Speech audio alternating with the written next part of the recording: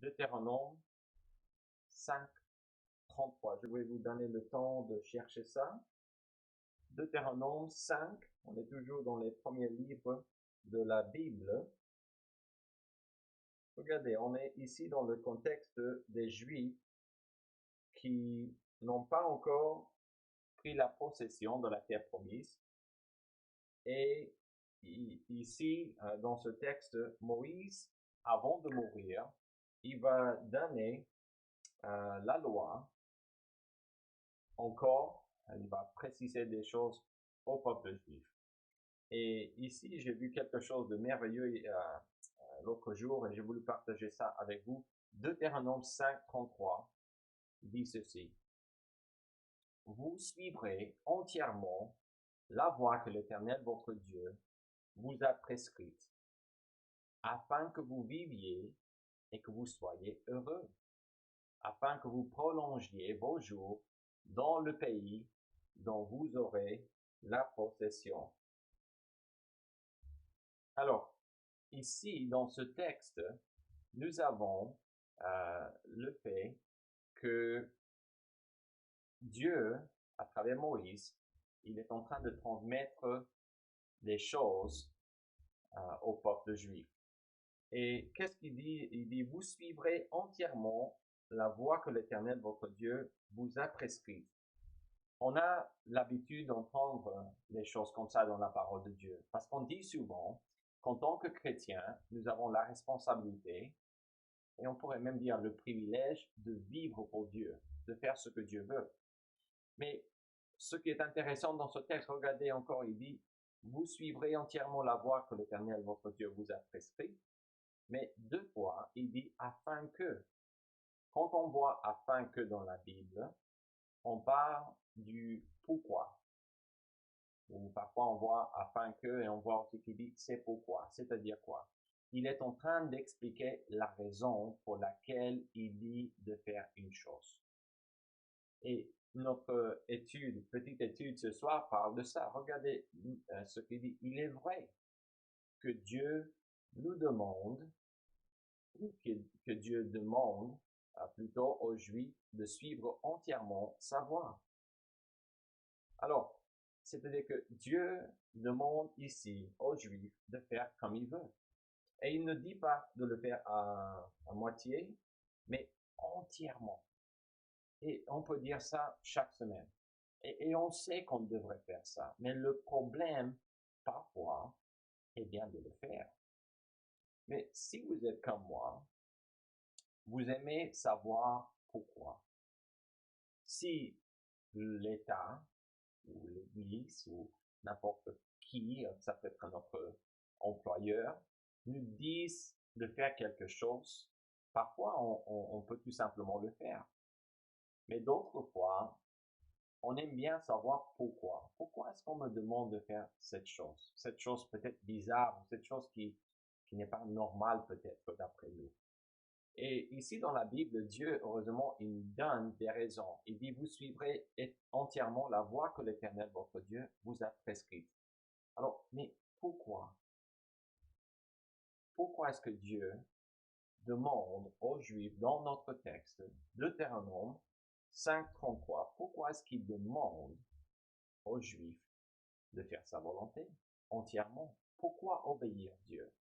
Regardez trois choses avec moi ce soir. Numéro 1, Dieu dit, afin que vous viviez.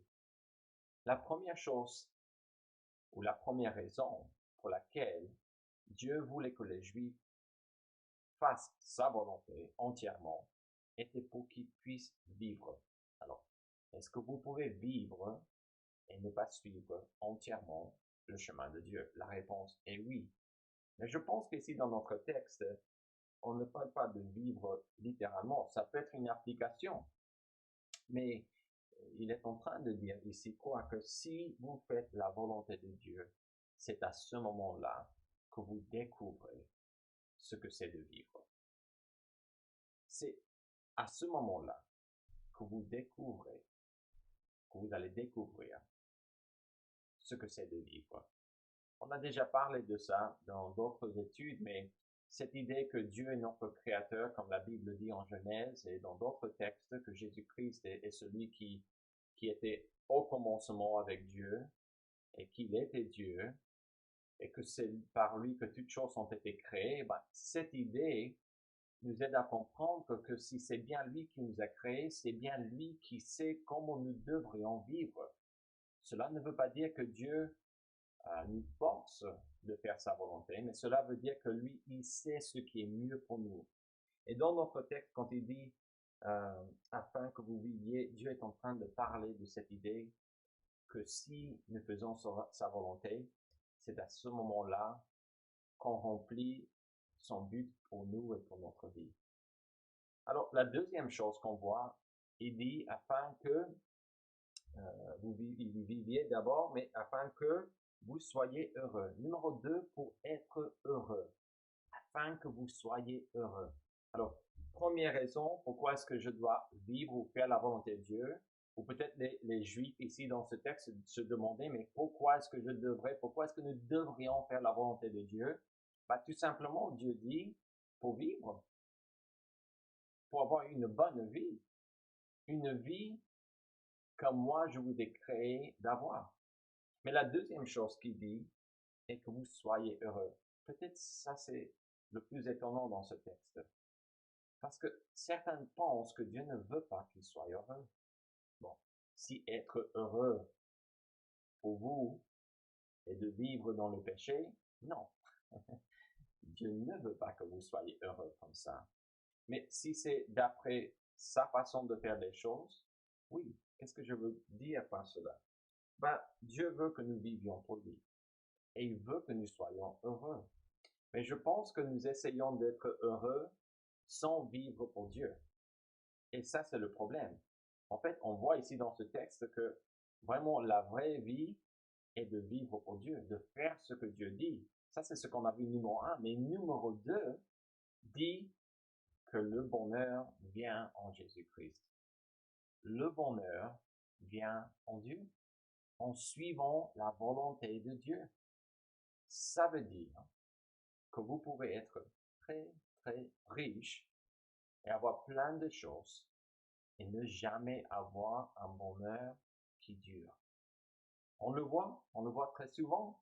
Chaque année, des gens très connus, des acteurs, des actrices, des chanteurs, des chanteuses, ils promettent le suicide. Ils finissent leur vie très mal parce qu'ils n'étaient pas contents. Vous avez des problèmes, parfois. Tout le monde veut être heureux. Tout le monde veut ça. Mais comment être heureux? Bah, Dieu dit, il faut vivre pour moi, il faut faire ce que je dis. Et c'est comme ça, afin que vous viviez, afin que vous soyez heureux. Mais il n'arrête pas là, il dit encore une dernière chose. Pour avoir ces bénédictions, pour avoir les bénédictions de Dieu, afin que vous prolongiez vos jours dans le pays dont vous aurez la possession. Alors, ici, il parle aux Juifs, pas l'Église nécessairement. L'application est là pour nous, pour chaque croyant, pour chaque personne. Mais il parle aux Juifs et il faut comprendre qu'ici, dans ce contexte, ils vont très bientôt posséder la terre que Dieu a promis. Ils vont entrer dans la terre promise. Ils vont commencer à habiter dans cette terre ou ce pays que Dieu a promis à Abraham des centaines et des centaines d'années avant. Finalement, ils vont pouvoir faire ce que Dieu voulait. Ils vont arriver à l'endroit que Dieu avait préparé pour eux. Et ici, dans ce verset, on voit que Dieu veut qu'ils vivent, qu'ils soient heureux et qu'ils possèdent ces bénédictions. Bon, la bénédiction en particulier ici est bien de posséder la terre. Regardez ce qu'il dit. Prolongez vos jours dans le pays dont vous aurez la possession. Bon, on peut réduire ça pour dire que c'est bien pour avoir ces bénédictions, pour avoir les bénédictions de Dieu. Pourquoi? Pourquoi est-ce qu'on peut dire que c'est les bénédictions? Ben, ici, le fait de posséder une terre qui n'était pas à eux, c'était un cadeau de Dieu, c'était quelque chose que Dieu leur offrait. Ça, c'est une bénédiction. Tout ce que Dieu fait pour nous et tout ce que Dieu nous donne, on peut dire que c'est une bénédiction. Et ici, Dieu demande à ses Juifs, à son peuple, il demande trois choses en fait.